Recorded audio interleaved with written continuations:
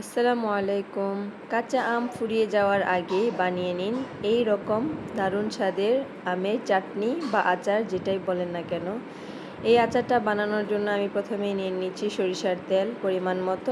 এরপর আমি দিয়ে দিয়েছি 2 টেবিল চামচ রসুন বাটা। এখানে আমি দিয়ে দিয়েছি 5-6টা শুকনা মরিচ আস্ত, আর দিয়ে দিয়েছি অল্প একটু পাঁচফোড়ন।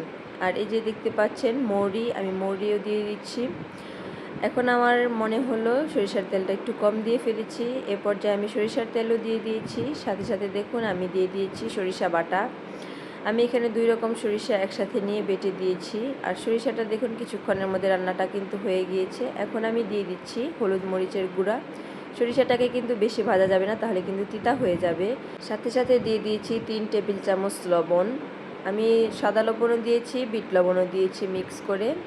এখন আমি কেটে ধুয়ে রাখা আম দিয়ে দিচ্ছি। আমটাকে আমি কিভাবে কেটেছি আপনারা দেখতেই পাচ্ছেন। আমি এই আচারটা যেহেতু চাটনির মতো বানাবো, আমি আমটাকে কিন্তু রোদ্রে শুকাইনি, শুধু কেটে পানিটা ঝরিয়ে নিয়েছি। অর্ধেকটা আম দিয়ে দেওয়া হয়ে গিয়েছে। এখন আমি একটু মশলার সাথে ভালো মতো মিশিয়ে নিচ্ছি। যেহেতু আম অনেক বেশি, আমি এখানে 5 কেজি আম নিয়ে নিয়েছি আচার বানানোর জন্য। এই যে বাকি আমটা আমি এখন অ্যাড করে দিলাম। একসাথে দিলে দেখা যায় অনেক সময় মশলা ভালো মতো মিশানো যায় না একসাথে। এর জন্য আমি অর্ধেক আগে মিশিয়ে তারপর আমি বাকি অর্ধেক দিয়ে দিয়েছি। এই যে প্রপারলি কিন্তু আমার মশলাটা মিশানো হয়ে গিয়েছে। কিছুক্ষণ রান্না হয়ে যাওয়ার পর আম যখন এরকম কালার চেঞ্জ করে দিয়েছে, তখন আমি এখানে হাফ কাপের মতো চিনি দিয়ে দিচ্ছি। আমি যেহেতু আচারটা মিষ্টি বানাবো না, টক আচার বানাবো, যাতে টকটা একটু ব্যালেন্স হয়, তার জন্য কিন্তু আমি এই অল্প একটু চিনি দিয়ে দিয়েছি। আপনারা চাইলে নাও দিতে পারেন, কোনো সমস্যা নেই।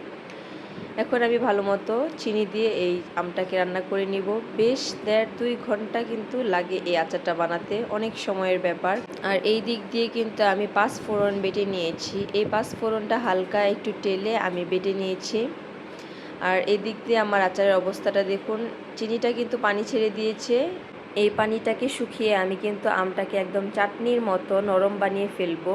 অল্প আঁচে অলমোস্ট 2 ঘন্টা রান্না করার পর কিন্তু আমার আমের আচারটা এই পর্যায়ে চলে এসেছে।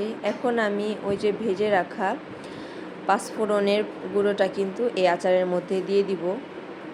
আর 5 ফোড়ন দেওয়ার পরেও কিন্তু আরও আধা ঘন্টার মতো এই আচারটাকে রান্না করতে হবে। 5 ফোড়নটাকে ভালো মতো আচারের সাথে মিশাতে হবে।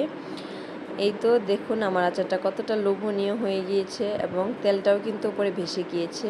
আর এই যে আচারের ফাইনাল লুক আপনারা দেখতে পাচ্ছেন কতটা লোভনীয়। খিচুড়ির সাথে বা এমনিও এই আচারটা খেতে কিন্তু অনেক ভালো লাগে।